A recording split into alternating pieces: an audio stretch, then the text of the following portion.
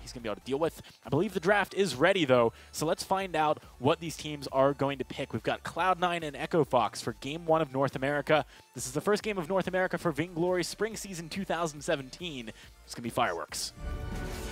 All right, well, let's get it started. Cloud9. There's that Ringo focus. That's the thing, while Ringo was played and, did have a bit of priority in Europe, it has an even higher priority here in North America. Tajio Vox, this is a quick draft. So, I mean, these teams are highly prepared, and I would expect going into this. I mean, let's get right into it. They have decided Lyra is not a factor here in our first bans or picks, which is very interesting overall. This shows the level of depth that they put into this. So Vox taken right off the bat, Cloud9, that's the direction they want to go. Arden, the immediate pickup in the Finn ban out. Yeah, we're going to see this a lot, where the teams in North America really put a massive emphasis on the Ringo and Vox. If they can, so taking Ringo off the board by getting themselves Vox, Cloud9 has got to feel very confident that they will be able to win the lane just based on those two heroes.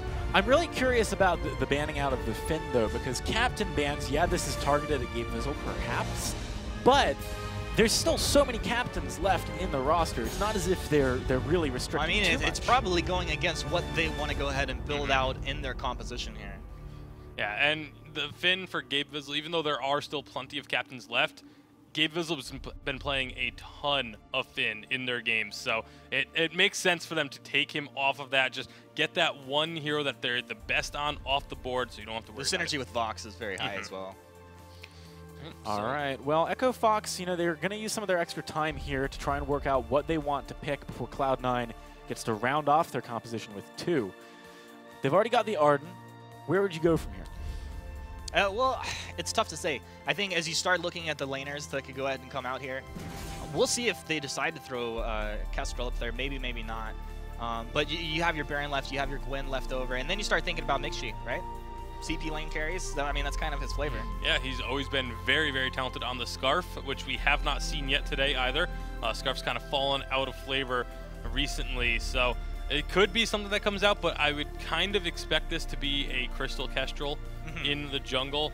Of course, it can go up into the lane typically as a weapon power carry up there, but I think they're going to just make that decision once they see what Cloud9 is going to bring to the table here. It's going to be the Glaive. We wanted to see more of this earlier. Yeah, and North America really has a great understanding of what Glaive can accomplish. I think no surprises here. Yeah, not at all. I 100% expect this to be a weapon box with the Storm Crown Aftershock Glaive. Just really look to try and shut down the lane early. Catherine's going to help with that as well. Afterburn into the Merciless Pursuit, and you can lock down a target. Dang. Honestly, Catherine was kind of what I was expecting here from Gabe. I feel like he's going back to his roots to a certain extent, because he certainly used to play a lot of Catherine back in the day. Yeah, definitely. And it's also a very strong pick into the Kestrel. You can go ahead and get your B up on Catherine, just go ahead and reflect any of that burst damage back. It's really, really nice. Or if you can block the one shot, that that does a huge amount of reflected damage as well as just preventing one of your carries from having to take it. So definitely could see some plays coming out from Gabe Vizzle on this Catherine. For the final pick for Echo Fox, this is where I would expect, again, maybe something like the Gwen to come out, just to try and deal with the fact that you're going to have Glaive constantly looking for ganks up in the lane. Yeah, I mean, I like Gwen having the skedaddle to get out of some of these stuns. Also, in the same sense, if you did take the Baron, you could overdrive the jump jets, but the question is, could you make it to that point in the game? Yeah, that's going to be the difficulty there, and I don't think you can. I mean, we saw a Baron earlier on in Europe, and around 13 minutes is when he picked up 3 items, and we were saying behind the desk whilst watching the cast, okay, now's the time you gotta be afraid. That's going to be an alpha. Okay, wow. Going to lane. Alpha coming out. This is the first alpha we've had for Vainglory 8 now. This is another pick that's seen a lot more play in North America than it has in Europe, so there's definitely some big regional differences that we're going to see throughout the day. And eventually the Unified Championship. Just got to give that a little plug. We're going to see international competition way more in 2017. All right, so Alpha, Kestrel, and Arden. This reminds me a little bit of a comp we saw earlier where I believe we had Arden and Rhyme with a Kestrel, and they were kind of using that sticky front line, very durable front line to give Kestrel time. It didn't work so much, though, because Rhyme didn't build very tanky. Do you think this is going to work better just by virtue of, the Alpha Infinite Reboot? I think the damage output out of Alpha is immense, so they're going to have to respect that fact, and then you'll maybe lose track of Kestrel through the fights. I mean, that's kind of where I see that going. And buffed up with a Vanguard coming out of Arden, it's going to mean you have to really respect when Alpha engages. Yeah, and while that is true, I do still think that an edge in the draft does go to Cloud9, especially with this being the cooldown glaive. You know, Alpha very likely going to be looking for those big termination protocols. If you get afterburned out of a fight right after you use termination protocol, you're not getting back in. Cath could also reflect that. So that's pretty predictable. So you're saying you're thinking maybe Weapon Alpha compared to Crystal? Or? No, Crystal Alpha. I think it has to be Crystal Alpha. It's incredibly strong right now. Yeah, I mean, it does do a lot of burst damage. Catherine's got to be the real concern for you there. All right, which composition are you favoring? Which team do you think is going to win Game 1? I'm going to go with Cloud9 on this one. Cloud9. And that's compositionally, you think they just really strong here, or is it based on their performance in the preseason? Little column A, little column B. A little bit of both. Yeah, I think Cloud9, strong draft, strong team. Echo Fox, they definitely are going to be one of the top teams of the season. They have to prove themselves to me, though. All right, well, let's see who's going to take home Game 1 of the North American stuff today. Let's hand it on over to Dalsey and Forecourt Jester. Thank you so much, Axon Jackson, for that. It is the North American 2017 split. Cloud9 versus Echo Fox, and I do have Mr. Forecourt Jester by my side to break down the action. How are you doing today, sir? It's a lovely day for Vainglory. It might be cold outside, but, you know, curl up with some hot chocolate. Let's find out who's going to be the beginning slots of the Point Bears here in NA. It's just a really fantastic circle. And, yeah, the teams that we have lined up in front of us are much anticipated as well. It's the new American cricket team, the four-star lineup of Cloud9 versus this Echo Fox roster, which has Fuji at the helm, making sure that everything goes as planned. Two basically anticipated rosters that I just can't wait to see how they fare as the season goes on. It will be certainly interesting to see how they clash. Cloud9, you can see, is really making sure that they dominate down in the jungle, making sure that no Elder Treant goes unpunished. But Kestrel, as that pick, I originally thought perhaps it was going to be Lone Delphi out there, but when he picks up that Alpha, you know that he's going off to that jungle. He's been playing quite a bit of that in solo queue as well. Yeah, no, we've been doing our research and we saw that that was happening. Did throw a bit of a spanner in the works. We kind of figured that Kestrel may have been going to the jungle, but hey, this is where the new draft kind of shows its favors that you can kind of, you've always been able to, but now with the double ban, having those two important picks that you just don't want to play against allows for you to just open up the playing field. Currently, both teams, they're just doing their due dividends. They're farming up, making sure that everything goes well. You're going to see old school Gabe Vizzle back at the same time. And head back towards that lane to continue up. So Echo Fox is going to use that relief in pressure to follow suit. But unlike EU, we're not seeing too much fighting happening early. This Elder Treant kind of just going a little bit uncontested. And there was definitely a lot of banter about a weapon Vox coming through here with Old School. I do think it makes a lot of sense. Leave I Love Joseph to go into this Crown, this Aftershock build that we've been seeing more and more. We'll have to see if Joseph will actually go through that. I have been surprised a bit here in Challenger before, but Evo 8, like, everybody's so talented, it could go crazy. Absolutely. Expect nothing less from both these players. So we do have those first backs, and you can see Old School just opting in for a little bit of weapon attack speed. Mixi, he's going for more damage here, so Fox may be wanting to prioritize a bit of early damage onto this box, try and see if they can't get an advantage in the lane. But hey, you're up against Old School. This guy just doesn't miss a CS. Yeah, it's very hard to really get a lot of pressure up against Old School. There's a reason we called him Gold School in the previous incarnation of Evo 8. The guy had 2 VG gold accounts in the season. I'm sure he has way more by now. He's, you know, multiple VG gold champion at this point, but it's extremely hard to get an edge up on him. That's where the team play has to come in, and unfortunately early on, I'm just not really sure that Echo Fox is going to look for something. Like, once Lone Delphi builds up a bit, it might change the tables a bit, but until then, it's probably just going to be Farm City. Yeah, no, I can see that happening as well. Kind of just waiting on the pressure from both these junglers. I Love Joseph and Alone Delphi currently situated by that Elder Treant, who's going to have its departure in just 10 seconds time. So it looks like Fox may just roam all the way down so they can secure this Elder Treant as a team. Can Joseph steal it? No, he can't. And in fact, he's just going to have to use that afterburn to escape the action. But with a couple more seconds, we will see this jungle now intensify. That means that the Crystal Sentries and the Jungle Shop are in play. And Cloud9 look like they may just make rotations to prevent Fox from being able to go and shop up with the new jungle shop. All right, so Cloud9, jungle does intensify. We get out that item shop immediately, Joseph into a banner. So he is going to be looking for that crown here sooner rather than later. And I want to say you're going to see the same with Delphi. I'm not actually sure about the banner part, but he is going for the Aftershock first. I'd be very surprised if he actually went for something like the Myth first. I would expect to see a Broken Myth down the line, since he should be building up into that Crystal, looking for that explosive ult. But until then, again, you know, just kind of got to farm up. We don't quite have the kill potential, I feel, from Echo Fox yet. Cloud9, if they wanted, I do feel, Dowsy, that they could actually like be a bit more aggressive. They have that glaive. He's already started up that cooldown reduction. That afterburn can get down real low by the end of this game. Definitely can. And there is a bit of a pause, and we'll let you know what it's about if we get the word. Hopefully we'll be getting out of it soon. But a couple of key items just been purchased up here for Court. You've got the Fountain for both the captains, Gabe Vizzle and Cole the Meek have purchased that up. A breaking point for Old School, and you know, we've seen in Challenger Series the popularity of breaking point double monocles Tyrant on Vox happening pretty much every time we see a Vox in play.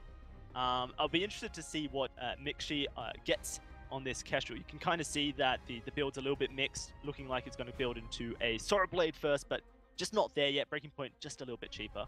Yeah, for a weapon Kestrel, especially early on, like she could go into the breaking point double monocle, but just having that solid weapon power helps reduce the cooldown, that activatable cooldown on the shroud that she has, or the active camo. That's the one. Yes.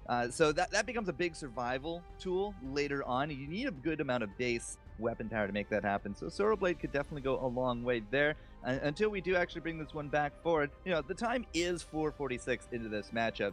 If you can get your first roaming items before 5 minutes, that used to be like the hallmark of a really good opening, like a really good captain, right? You're there in the lane, you're soaking, you're making sure that you're getting all that extra gold from your laner, especially if you bring Iron Guard contracts into the mix, which I do believe we have one here on that Catherine. You know, he has been babysitting Old School pretty decently there. So picking it up before 5 minutes, that's going to be clockwork here in VG8.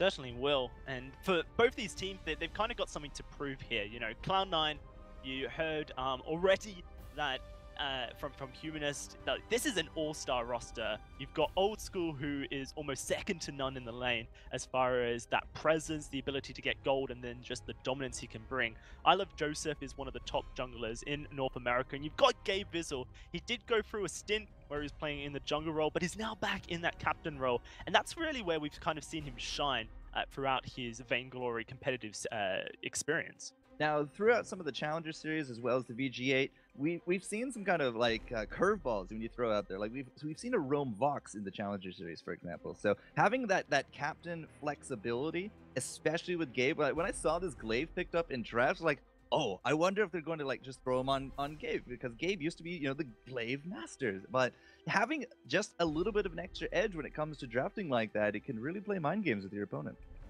Certainly can. I am getting word that the reason we are paused at the moment is that one of the players has DC'd, but as I say that, the unpause comes through, so it's time to get back into the action for this Vainglory 8 matchup.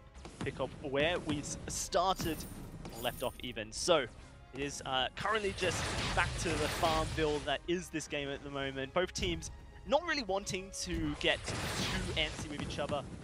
When you start to hit this top echelon of play, your teams recognize when farming their heroes up to get those power spikes is the right thing when they have those adventures. And look at that, Storm Crown completed for I Love Joseph. Perhaps this is kind of that point. Level 6, we start to see some ganks happening.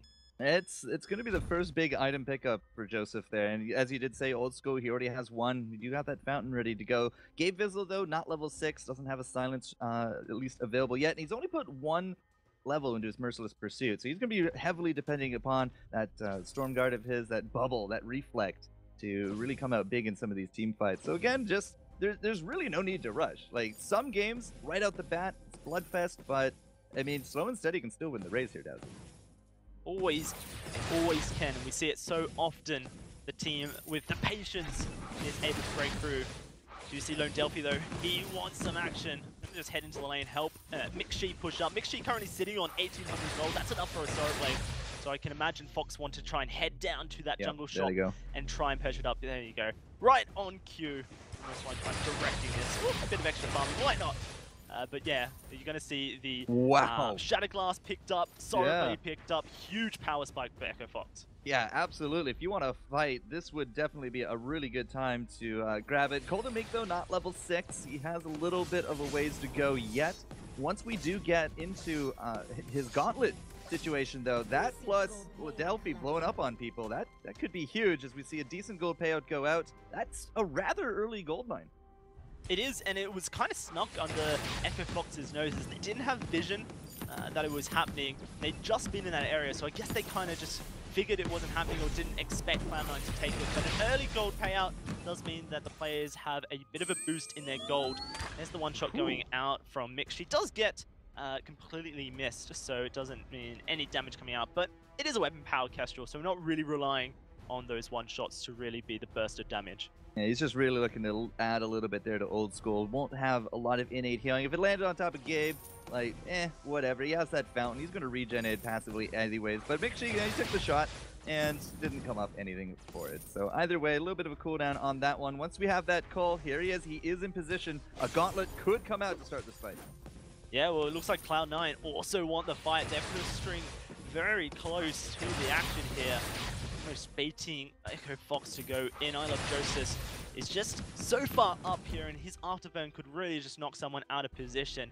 Have to be some quick fingers to make sure no one gets caught out. There are reflex boxes already purchased up for Mixi. And Lone Delphi straight onto the tree, and this is going to be a fight. And Lone Delphi is in the middle of it. But Termination Protocol going to come out. He's looking for that first damage. He gets knocked away. Great afterburn from Joseph. That one shot won't connect, and Cloud9 are just going to shake their hands off with it. They don't need to fight. They are the masters of their destiny.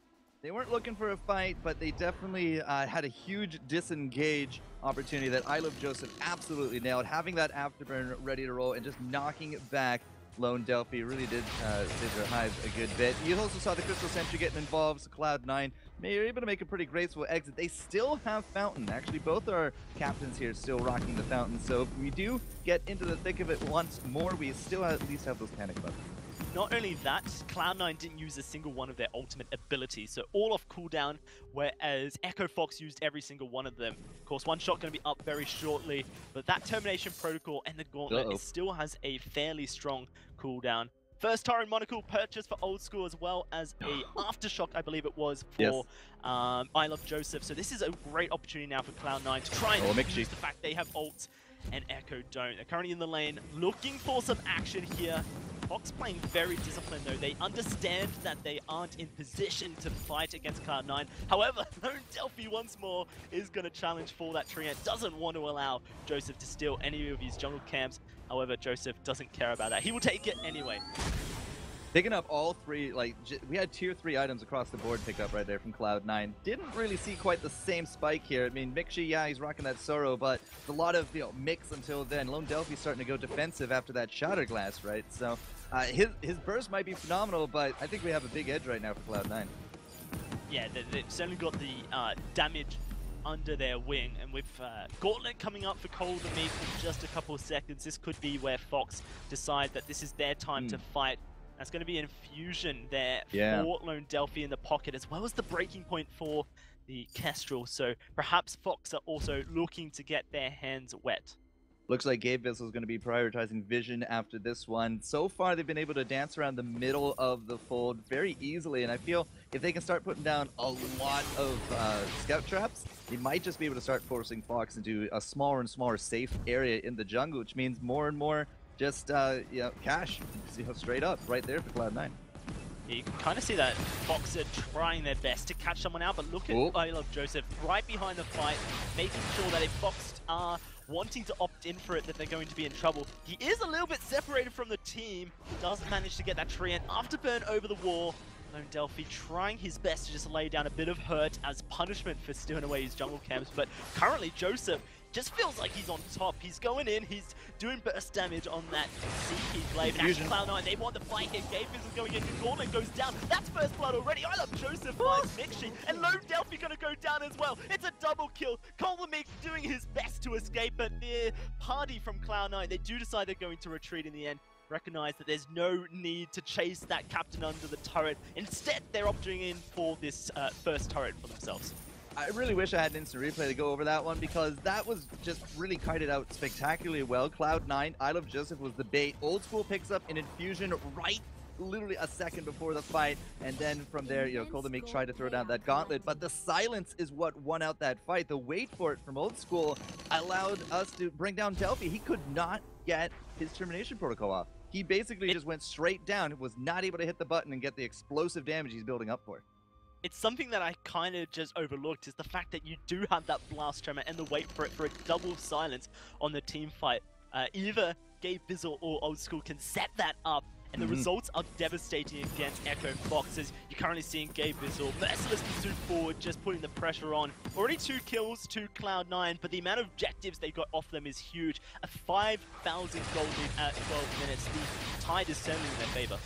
Yeah, absolutely. And it did say that, you know, Cloud9, a little bit of an edge when it came to their items. It looks like their spikes are just hitting just a little bit sooner. I mean, 5,000 gold is nothing to sneeze at. Now Old School's doubled down on the Tyrants. He is going to be hitting extremely hard when it comes to these next team fights. And again, with the vision coming out, Gabe Bizzle, he's finished up that contraption. We don't have a turret there in the lane. That far outer one is gone. Look at Fox and how much farther back they have to play. Their vision, their safe area has been absolutely decimated. The sentry is going to go down to no response, and Echo Fox's, you know, safe zones are starting to shrink.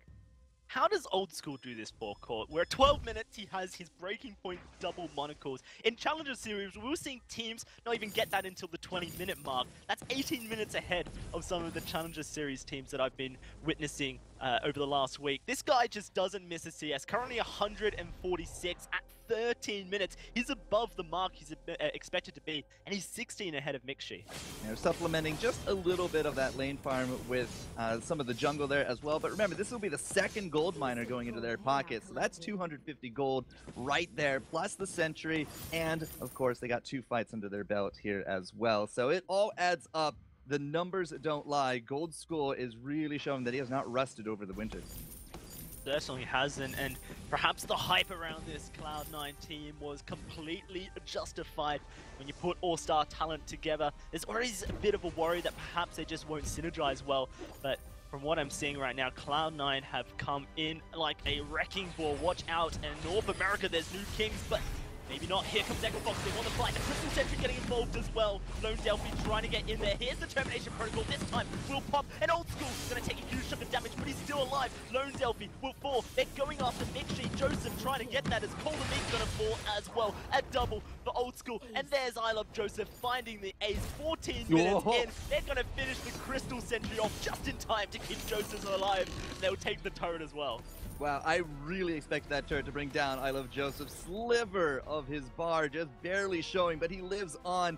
And as you see, the Crystal Sentry, he's going to be down for the count here as well. You really can't go toe-to-toe, it seems, with Joseph. Old School able to kite back just miraculously well there as well. And again, more infusions. Old School had that level 11 there. We popped the level 10 from Mixi, but Delphi, like, if he had another infusion, for example, he might have actually just been able to blow up Old School, but because he was able to live on with 2 health bars by the end of it, and he was just dancing out of range of everyone else, it means he goes down, we get the triple, another turret, and just more farm going into the C9 coffers. This all before 15 minutes. Hello, my beautiful beast, the Kraken. Will be spawning onto the Halcyon Fold now. And a massive objective for Cloud9 to take. In fact, they're just starting it up here. Echo that Fox was Crucible. In the tri-bush. Cloud9 know that they're there, but Old School doesn't care. He wants to just start this up, force Echo Fox's hand, and Echo Fox are forced to make a really long walk around their jungle. This Kraken is going to go down for free. Echo Fox aren't even contesting it. They are scared of Cloud9. The fact that Cloud9 kind of hit a panic button right there, he saw Gabe Bizzle coming in, perhaps he thought there was going to be a blast tremor coming through. He hit the Crucible. As soon as that happened, if any teamfight had gone down, Cloud9 basically has free reign on two sets of silence right there. Like Lone Delphi might have been able to block his own, maybe Mixi there as well if their timings are impeccable, but not having that Crucible from Cole was a big tool out of the box, and it's a big reason why they had to give ground there. That's the 3rd life of the Crystal Sentry, which means that she will no longer come back to the map. Cloud9 at the moment just tearing through the base of Cloud9 to get engaged on. That choke point turret has dropped, and there's nothing really stopping Cloud9 from taking the entire base of Fox. They're going to have to start the fight. The gauntlet goes down to set the action up, but at the moment Cloud9 are in control. Lone Delphi quite not able to find the damage onto Old School. Diving forward, he doesn't get the kill, and that means Cloud9 can turn this around. I Love Joseph looking for the damage. In fact, Old School will fall back because the Kraken is doing the work. Cloud9 do not need to give up their lives for that beast. 5-1. Fox will find a return kill. Cloud9 going to just count their cards, return another day. I am just floored, not from simply the fight. Like, the Kraken did her work, and we had the distraction there. You saw I Love Joseph, he peeled the other way. Yeah, he knew he was dead, but he also distracted Fox long enough. They got a significant amount of damage on. Look at this jungle, Dowsy. It is pure scout traps for Cloud9. Fox, like, they need to start really clearing this out, because this jungle, there is nowhere for them to hide. They are having every move documented by Cloud9. There are no surprises left here. Old School, Gabe Bizzle are just posturing so far up without Joseph to support them. They feel so confident here forecourt in their ability to kite back. Of course, Catherine, so much peel on her end. Fox, he's certainly mobile as well. We're at the 17.5 mark. A good one shot onto Old School. A bit of extra damage. It's great to start off the fight here. But Echo Fox are going to need a miracle to bring themselves back into this game. Old School's armored up. Joseph has followed suit. He has an Aegis there on top of things. Gabe Bizzle does not have a Crucible. He's gone for the War Treads instead. So he's sitting on 4 items. He's had that Atlas Pauldron forever now. But no Crucible versus a team with the Crucible. Like, usually you see an Ardent here, call the Meek, right? He can threaten that Gauntlet. He can threaten to keep your entire team just locked down in that small enclosed area, which in theory goes great with an Alpha. But no Crucible from Gabe Bizzle. That's how confident they are on Old School and Joseph to get the timings down on top of those reflex. Like, they're saying, we don't need this. I can now go into the vision game. And again, like, there are no hiding spots left for Fox. Yeah, Cloud9 know exactly what's going on in the jungle here, and they don't need to worry. That Crystal Sentry not going to come back to haunt them. The Gauntlet goes down, Old School caught in it. A little bit off to the side of the fight. The Prime Directive will land the one shot on to Gabe Bizzle, but can they get Old School here? He's diving backwards, and the damage is back on Echo Fox. That's going to be Lone Delphi in the reboot. Polarbeam trying to tank up the damage. Glimmer shot after Glimmer shot. They will get the reboot through, but that's Mixi knocked in the fight. I Love Joseph just tearing through this lineup, and Fox are going to fall here. That's going to be the ace coming through. I Love Joseph able to secure it, and with just a single turret left in this game to separate Cloud9 from the base of Echo Fox, this surely will be them taking down this Bane Crystal turret and taking game 1 of the first game, the North American 2017 Spring Split. The big thing for me is Cole the Meek just kind of jumping the gun a little bit too early on a lot of these fights. He saw early on during the Kraken, right? Gabe Bizzle charging forward, uses the Crucible. We go back, the Kraken is pushing, uses the Crucible early there as well. Big tools out of the box, and then at that last fight, he throws down that Gauntlet, only gets the stun on Old School, 0 follow-up. And then again, we kite. Lone Delphi gets low, silence, stunned, he goes down, no prime directive, no termination protocol, nothing. Delphi was 100% sealed this game, and Cloud9 just absolutely dancing around him, but a good bit of it, again, is I think that Cole just a bit too quick on his buttons. Yeah, no, I can see where you're coming from there. We'll have to be cleaned up here. Old School, 11,000 gold to Mixi's 7.9. 8,000, that's 3,500 in just one roll ahead of his opponent. Insane stuff. Guys, that was an incredible first game, so it's time to throw it over to the analyst, AJ, and the lot to break it down. Thank you very much, guys. Great game 1 for North America to kick us off. And, you know, I think